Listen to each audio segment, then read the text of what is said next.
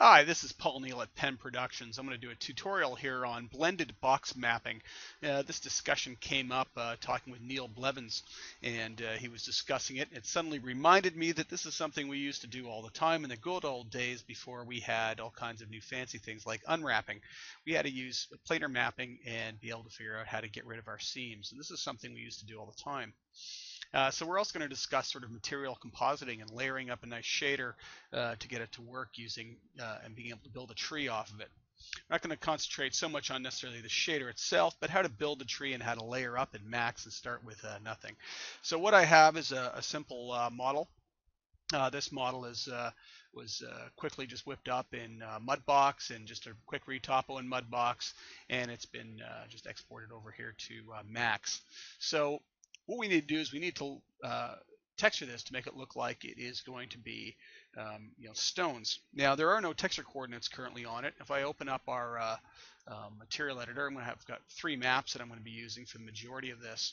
And the first one here that we can see is going to be the sort of the overall stone texture on it. It's just sort of just a ground texture that I found that I'm going to use. I believe most of these all probably came from cgtextures.com, so I'll give them some credit. And the next one we have is going to be sort of some stripes, those striations of different color across the rock. We're going to use that in there. And then we're even just going to sort of blend a little bit of this into the ground plane and do some work with it to make it to sort of break up and use some of the values out of it. We're just going to work with a standard shader at this point in time. So we're just going to start plugging away at this.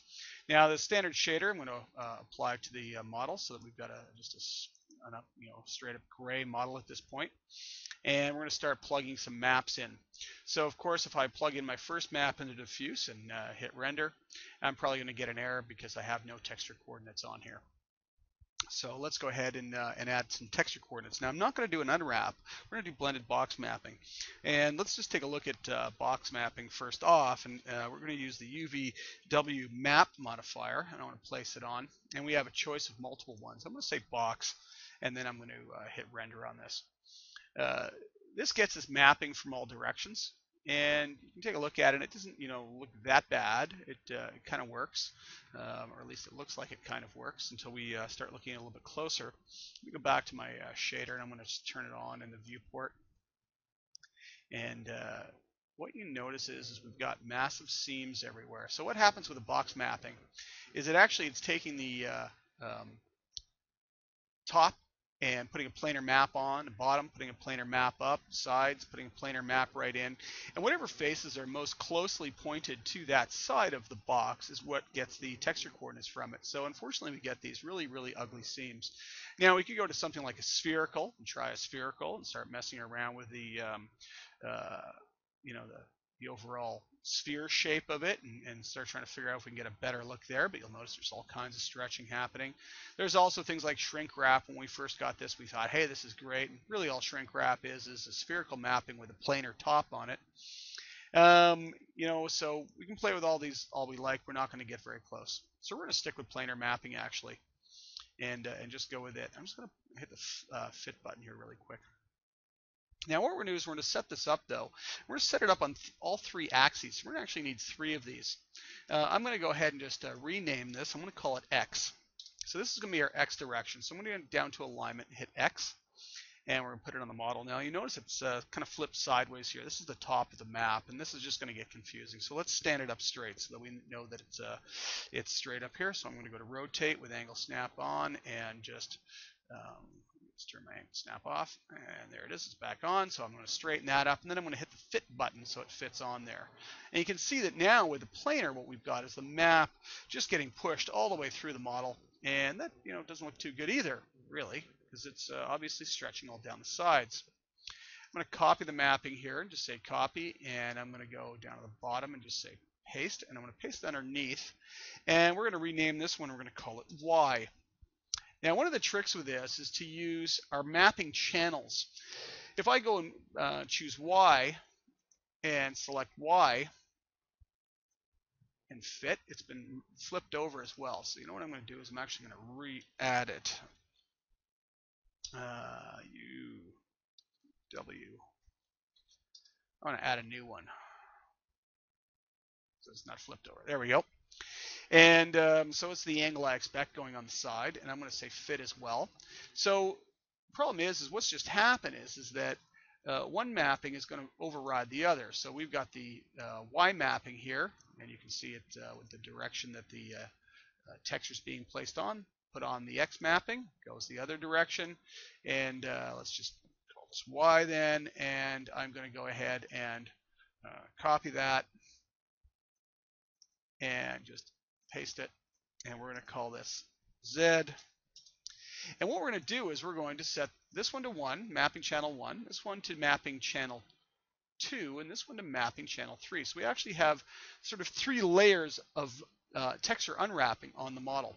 So if we watch what happens now, if we go to our texture, just double click on it, bring up these settings, you can see that this map is being applied to map channel 1. If I change it to map channel 2, you can see it's now actually looking at it from the side. And if I go to map channel 3, it should be looking at it from the top, which I didn't set. I'll set there and say top.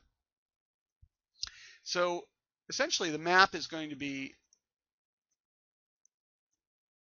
set from all the different angles. I just confirm that is indeed, no, I missed again. There we go, 3.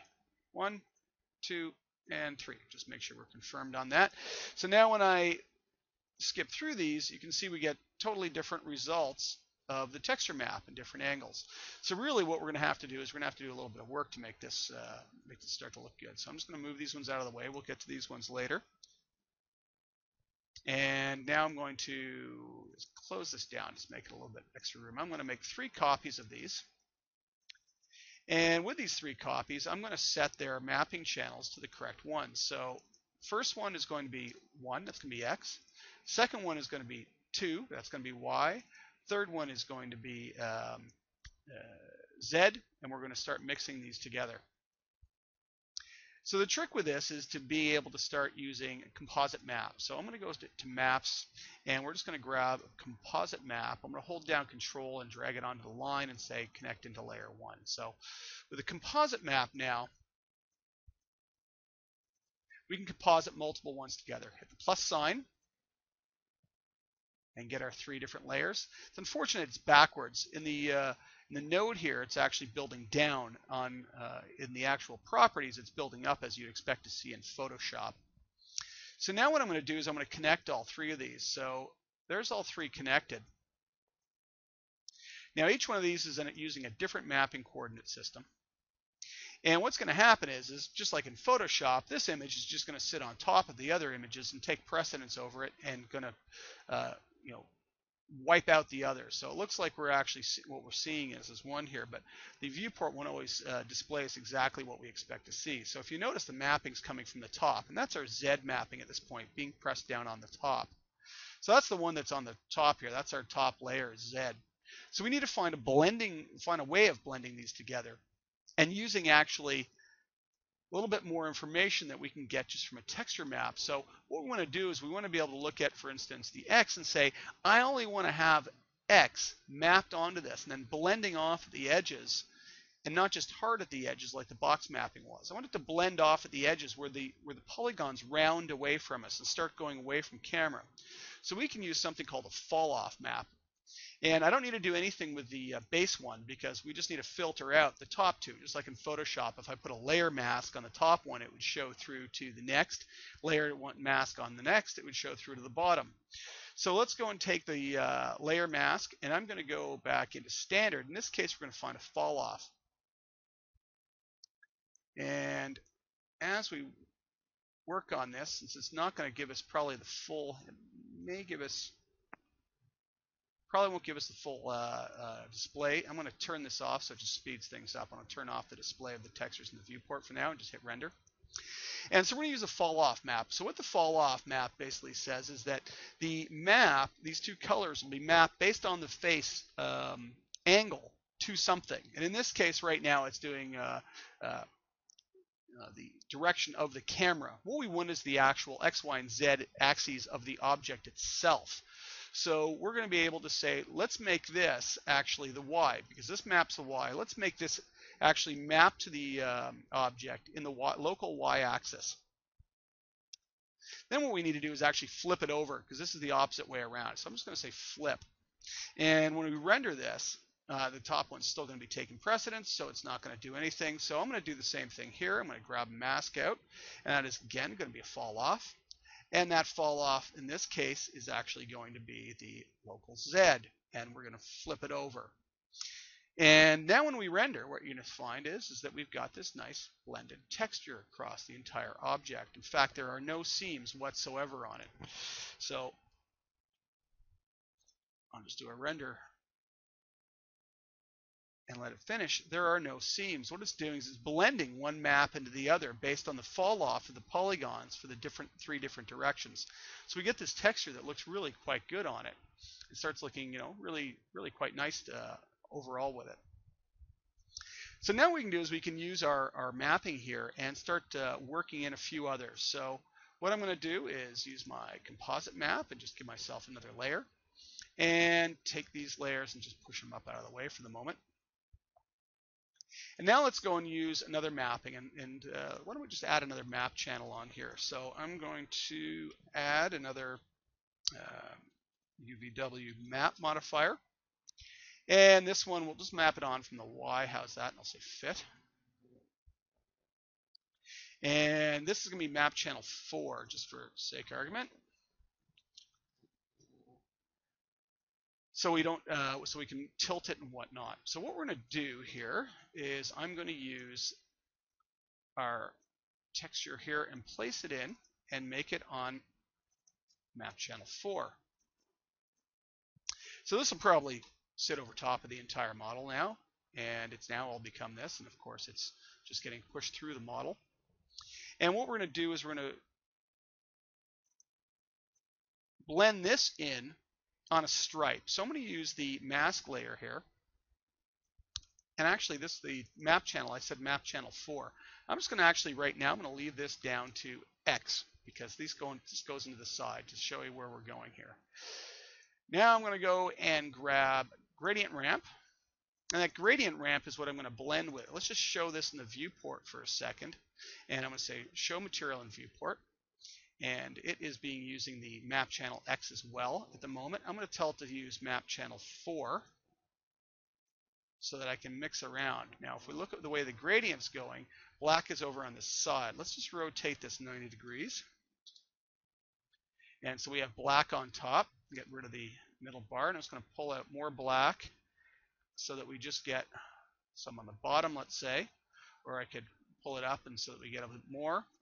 And let's pull out some white. You can get a stripe going. So let's just get a nice stripe going somewhere up the model a little bit further. I'm going to tighten that up. I'm going to give myself another white tab, and I'm going to give myself another black tab, and I'm going to make the bottom one black as well.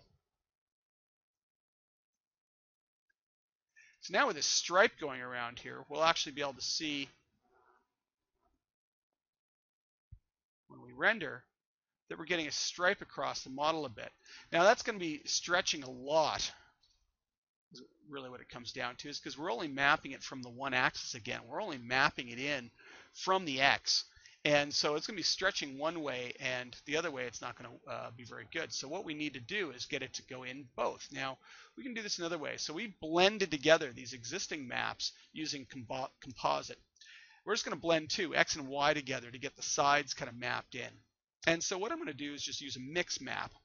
And the mix map is going to take in two maps. It's going to be another copy of our stripe texture, and it's going to be using the Y channel.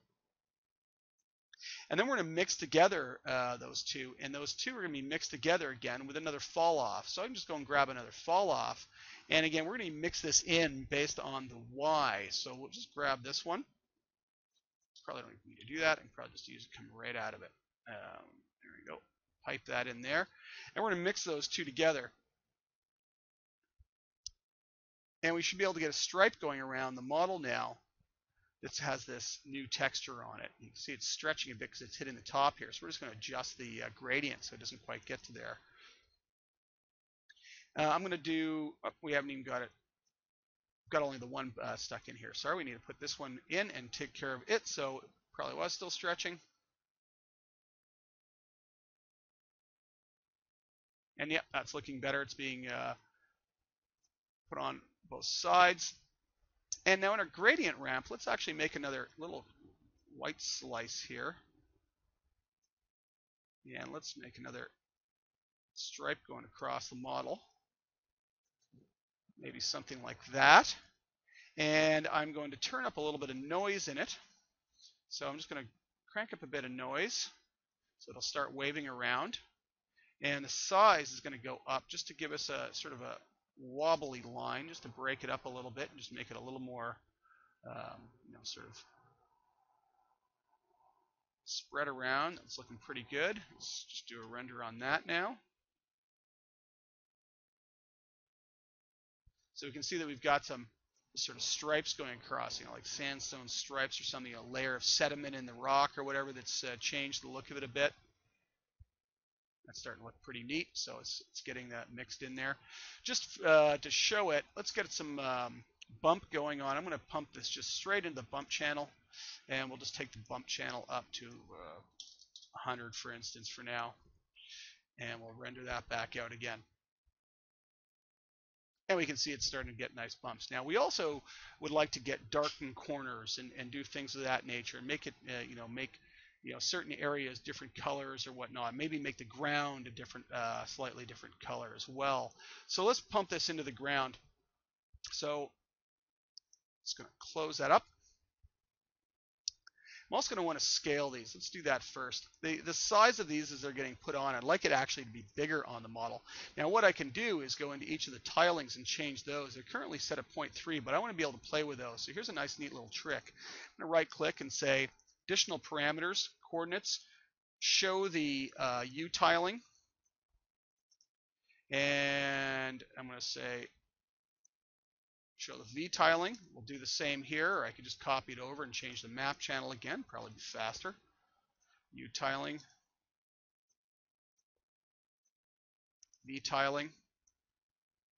And we want to be able to change these all at the same time, so they're just connected together. So I'm just going to drag out and say, let's give us a Bezier float controller, and let's pipe Bezier float controller back into all of them, and then I can actually change the tiling of the map over here to actually change its size. You can see it's completely changing the size of the texture here. So I can play with this now and use this to get different sizes. Maybe I want to set it to 4 and work with that. Now I also like it to be a little bit darker. So I'm going to take the output out of here and go and get another map, and we're just going to go and grab a color correction map. I want to drop it on top. And let's go and take the brightness down and just make that darker. Maybe push some contrast up in it. Now we can see a definite difference in that slice going across the rock. It's really changing what it looks like. We could also work on the overall coloration of the model. So we want to maybe push that into here and change this. This may color correction may have to come back down again, but we'll play with that. So I'm going to say map centered color correction again. So again, control, and that's just going to be going not into the diffuse, but we'll just take it into the, or sorry, not into both, but just into the diffuse in this case. And I'm going to take the overall coloration of the map down, brightness of it. And just do another test, so we're getting overall much, much darker. And so maybe I want to take this one back up a little bit.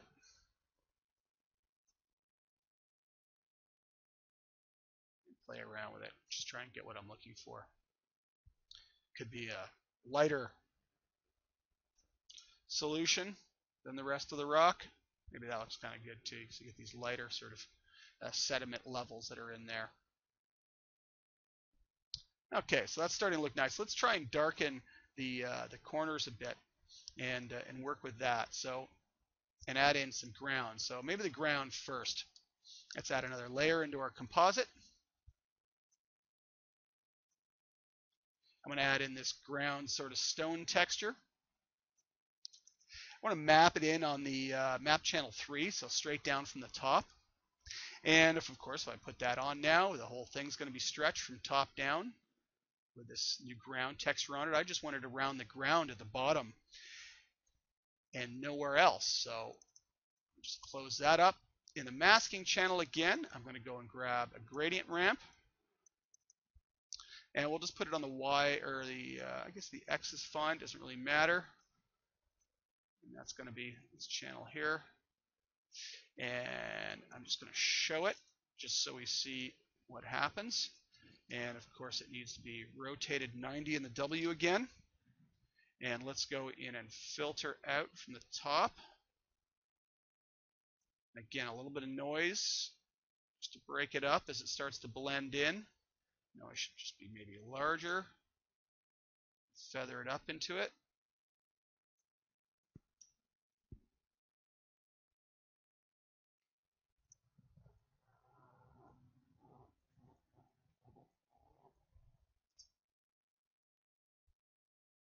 So we can see that texture now completely overlaying on the top. What if we took that layer and did what we might do in Photoshop? So in the composite node, I'm going to take that top layer, I'm going to set it to multiply. And that multiply now will be able to multiply that solution in. Just doing a quick save here. So it's darkening the overall ground, so we can see through it a bit and just giving it a bit more texture. Maybe again it's too much and we want to tone that down, whatever it might be. And one of the things we can do is just take down the opacity of that layer and get a little more of a subtle change on the ground around the bottom. Now let's do some darkening of corners, and darken that up and make sure that the corners look a little bit nicer. Again, I'm going to grab the composite map and I'm going to add another layer. And in this layer, we're going to play around with just sort of maybe even adding moss in the cracks and the crevices, or darkening it.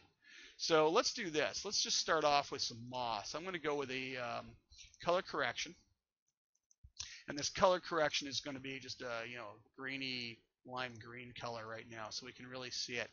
In the mask channel for that one, I'm going to go into mental ray, and I'm going to add an ambient reflective occlusion map.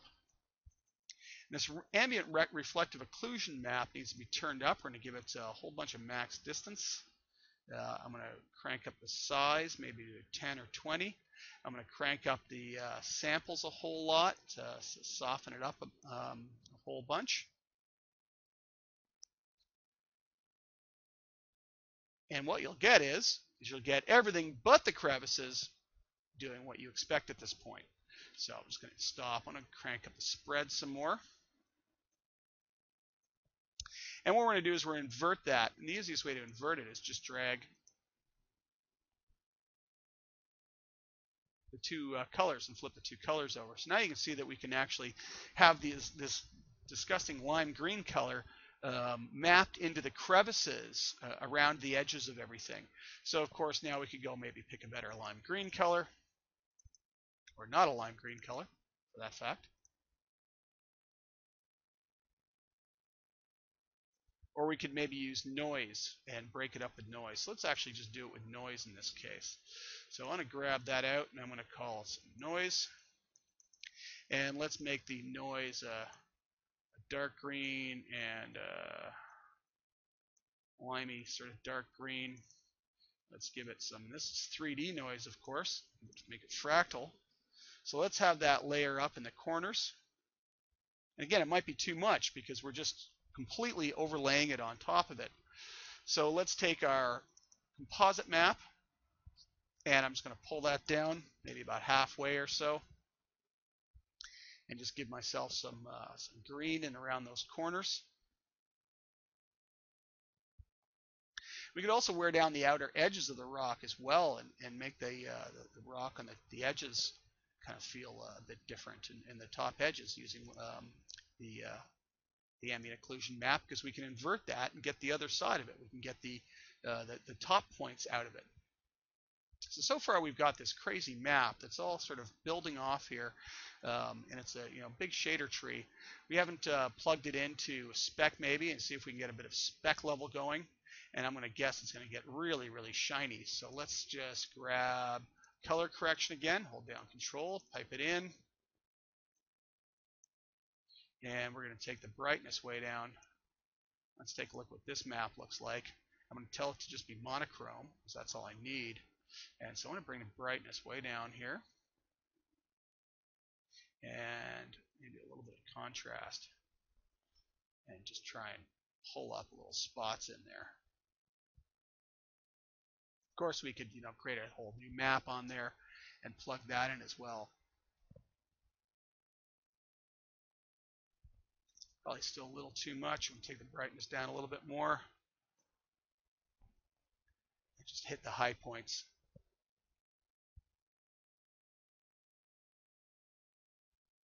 Now, part of the reason I added the extra mapping is these lines, I like to get them in a bit better spot. There's some spots where they're stretching, and I like to get them on an angle. Often you see them sort of angled through the ground. So with that extra mapping that I used in the channel 4, what we can now grab is, and just back in the material real quick, let's just go and show a map on here, and that's going to be our striation. So I'm going to go into that map and just say show in the viewport for now, so we can see that.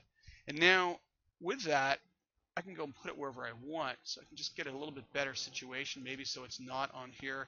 Let's actually rotate it a bit, and just turn off my angle snap, and I'll get it sort of going through on an angle now.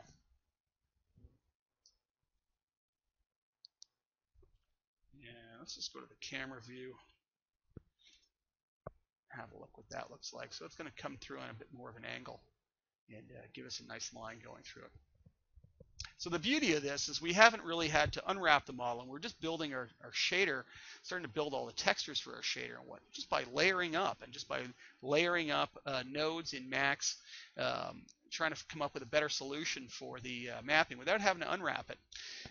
If we eventually need to get down to an unwrapped model, let's say it's going to a game, or it needs to be start rendering faster, because this is actually going to start getting a little bit slow when it comes down to it.